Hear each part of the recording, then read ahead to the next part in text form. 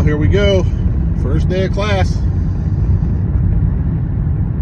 It is a little dark, as you can see out here. But we're on schedule. I hate being late.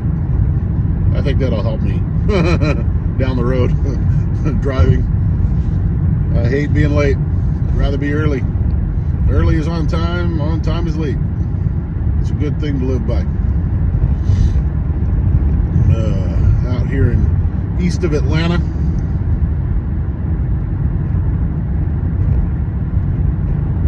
And yeah, here we go.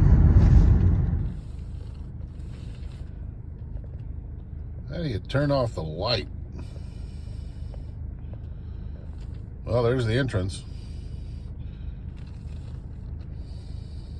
But how do you turn off this stupid light? Well, anyway. It's still dark outside. But we're here, and we're here a little early because they actually called me this weekend and told me that we were starting 30 minutes later. And I'm like, I'll probably still be there early. Just to see how my commute goes. Getting ready. Here we go. Hello. So I've had my first day. It was long day. I mean, it was 11 hours total. 7 a.m. Well, 7:30 to 6:15 with a 45-minute lunch. A few breaks in the day, so it wasn't terrible. And the first day, we just basically covered everything that's in the book. The book that the CDL manual that you can get from the Department of Driver Services. I had gotten a copy about 2 weeks ago, been studying it a lot, trying to learn all I can before the class started. But basically we just started going through the book detail, I mean just through everything. So it was good that I was able to have that time looking at it before. I already had my copy when I showed up this morning. And I even had a digital copy on my laptop that I'm using. It's actually my wife's laptop. Thank you, sweetie. So that was easier to take notes using that, because basically they handed out the manual, and then they handed out a bunch of highlighters to everybody, and they wanted to go through we're like going through the whole book almost, because we're not going to do stuff like the passenger rating, because none of the people in the classes are doing anything for bus certification or anything like that. Everybody's a CDL Class A. I think there's 4 or 5 of us that are doing a manual transmission. We're doing the 18 speed, or in this case, I think the truck they said they had is a Freightliner with a 10 speed. So that'll be fun. I wanted to start with the Class A manual, so I would have the top. Nowhere to go but underneath that. Most of the trucks out there, from what I understand, are automatic.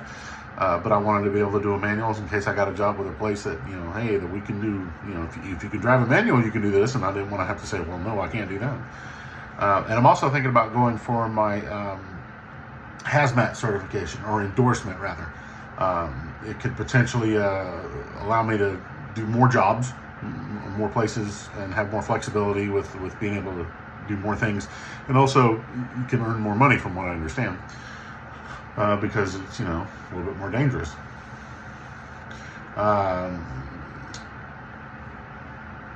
have to take an additional test to do that, and then have to pass a background check, which hopefully shouldn't be a problem, and also get fingerprinted, which I may or may not need to do. I'm not sure, because I've had fingerprints when I was in the military. I had fingerprints done, and when I worked for a restaurant, I had fingerprints done. But that was with a county, so maybe it won't matter. So I'll have to do it again. Whatever it takes.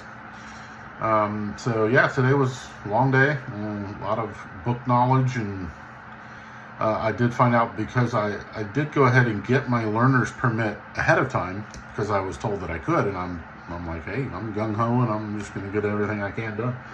So I did that, got my learner's permit. So legally I can drive a truck with a driver in the truck with me. Now all I need is a truck and a driver. But so I did that, and I found out today that even though I did that, it doesn't exempt me from having to take the school's test of the general knowledge. So I'll just have to take the test again, and I'll work at it. I'm not gonna slack off.